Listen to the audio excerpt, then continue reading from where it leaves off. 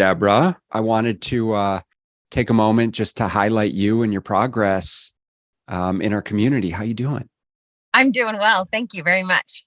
You're welcome. Thank you for taking the time to come on. And so, Debra, you are the recipient of a recent 6-month coaching scholarship, and you're coming near the end of the scholarship. And so, like I said, I wanted to have you just to kind of be able to share your experience with the coaching program and, how things have worked out for you. So what I would love to just start with is just give us a brief introduction of who you are and what you do. Okay. So I'm Debra, and yes, the lucky, very lucky scholarship winner for 6 months. Sadly, it's coming to an end, but I know there will be discussions of moving forward, which I'm excited about. But I live here in Montana, so it's super cold here. Yeah. But I work for our local sheriff's office and in the law enforcement tech. So I work on vehicles and help the deputies with a lot of different things in and out of the office. We're thrilled to have you as part of the community. If I'm recalling correctly, I think we had a conversation, a while back, and you obviously were interested in the coaching program. Perhaps finances were an issue, and then the scholarship rolled around. But tell us, what were some of the things that you were struggling with prior to getting started with us? I think just like most people, I to be honest, I wasn't a person that would always go to the gym. I would try it for a little bit, but realize it wasn't for me. Being the fluffier person, it wasn't comfortable. So then I even tried the at home, the doing the videos. But I would also come up with every excuse and every reason why I couldn't or shouldn't do it for that day. And so I tried diets, the fads, the keto, the this, the that, and it would work for maybe a month or so. And then literally after that, I would get distracted. It was easier to just grab what was fast. We have my husband and I with our 2 kids. We've got very busy lifestyles of not just home life, but work life is, especially he's in law enforcement. And so both of our lives are not straight 9 to 5. It's late nights, it's early morning calls, it's may come home later, maybe not. I wish it could be 6 p.m. at the table, but sometimes it's 8 or 9. Sometimes it's some people are there, some aren't. And so it's just trying to figure out, getting all that together. And with this opportunity, it was, when it came about, the reason it came about is I was just sort of at my wit's end of I'm not moving forward. I'm not like, I want to be more active. I want to do more stuff. Grabbing the quick, easy stuff on the go was always great, but it wasn't the healthiest option. So it just kind of came down to, I need to make a lifestyle change that's going to work for all of us. The kids are good and on their own and, able to have more activities and do sports in school. And so they have that outlet that would keep them fit during the day. I needed something that my husband and I could do that would help us, that we could incorporate with the family. And from what I read about the program and you, because I did do a little research before I signed up to make sure it was a good fit for me, that it does, because you guys allow the real life to come into play. It's not just you have to do this and stick to the strict program. And so the reason I reached out, because it seemed like it's a really good fit for us. Yeah. Well, I think we can agree that, I mean, I don't know about you, but I don't know anyone that has a really regimented, at least anyone that has kids, right? That that has a real regimented routine or daily structure, especially when the kids get old enough to be in sports. And obviously we have jobs that require attention. And like you said, jobs that require different work schedules, especially if we're talking law enforcement or something like that. And the nature of working from home these days, I think, is such that people are on at different times. And like you said, this really requires a lot of nuance in how do I navigate my day to day around my exercise, around my nutrition. And it sounded like you came to the realization that what you'd done in the past simply wasn't working for you.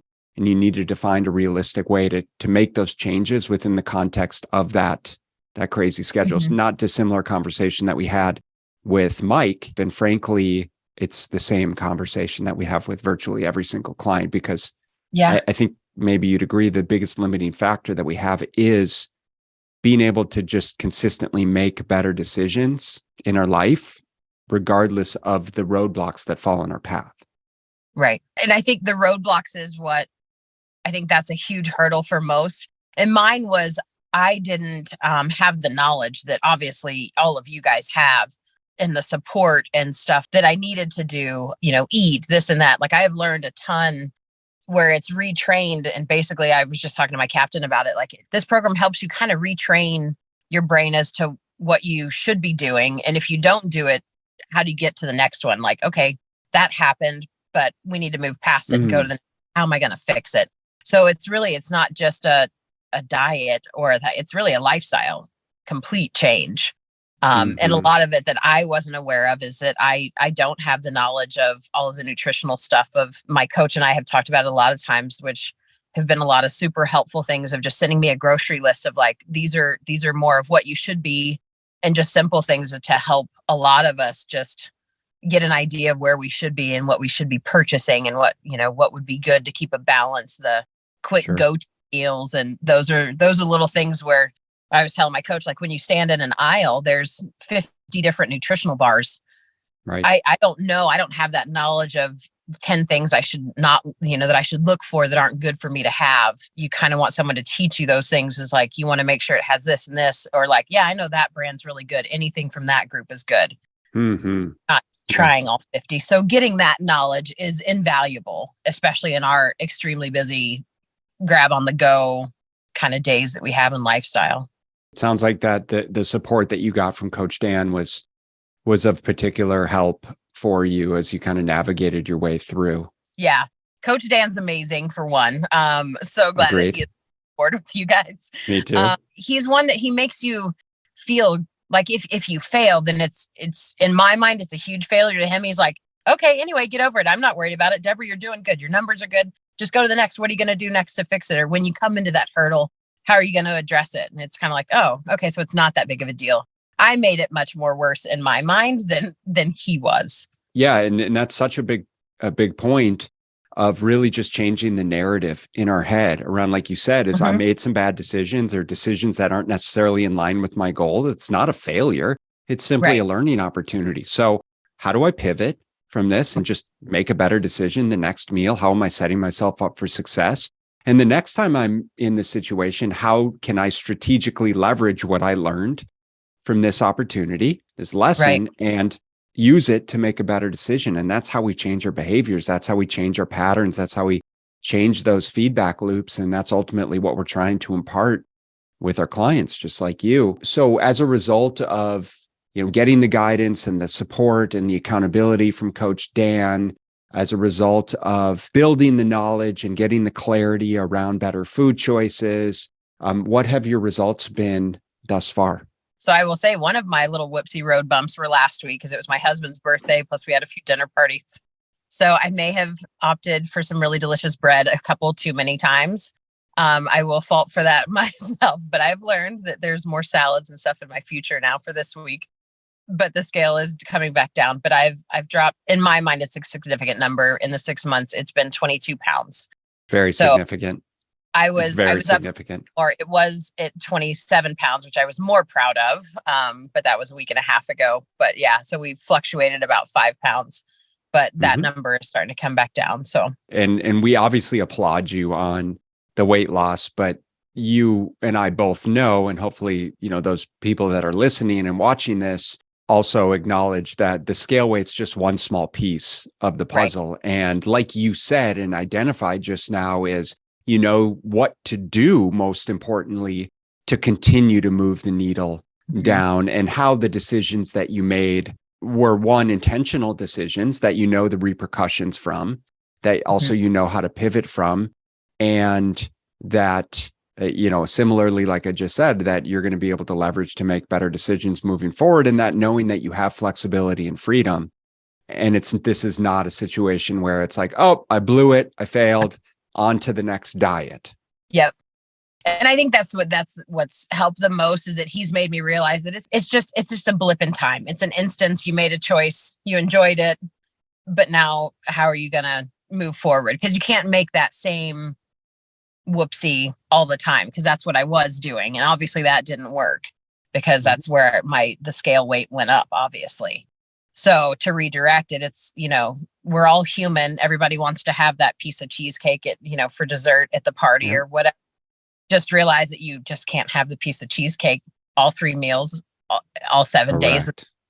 and just kind of learning how to make those better choices. And when you do have that cheesecake, know that tomorrow, you know, you just need to eat a little differently, or go an extra 10, 20 minutes on the treadmill or on the bike, or, you know, do something. And that's where my brain now shifts to where, not that you know, there's an action reaction, but now I know that if I do something that probably Coach Dan would be like, you probably shouldn't have done that. Like, I see him in my mind, not that he would ever tell me not to eat the Correct. cheesecake, but I feel like I don't want to let him down, or myself, or any of that. So it's more of like, if I know I'm going to make this choice, how my brain now goes to, all right, we're doing 30 minutes or 40 minutes on the bike tomorrow. You know, you're 6 months in, and what we all can acknowledge is this is far more than a 6-month journey. You know, you're not done. And it begs the question of, how do you continue to improve and learn and grow and challenge yourself and receive the accountability that you need? Because clearly you've learned a lot. You're continuing to make great progress. But it also is really, how do I develop the autonomy and be empowered to make decisions that are going to be in my best interest consistently?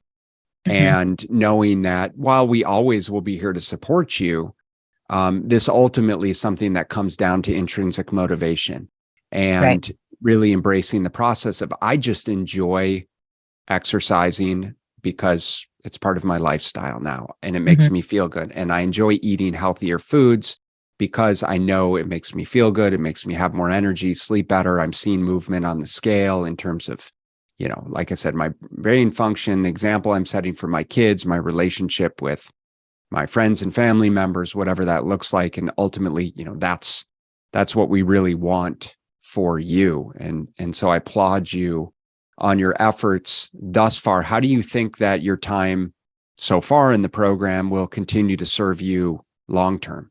I think there's a lot that will move forward, obviously, because it's a part of what I do now. It's a part of the way I think. And there's definitely you know, the support is huge, and it helps you through a lot. I wish the support could continue for forever, just to have the daily check-ins or this and that, you know, kind of things. There's a lot that goes forward with it from here.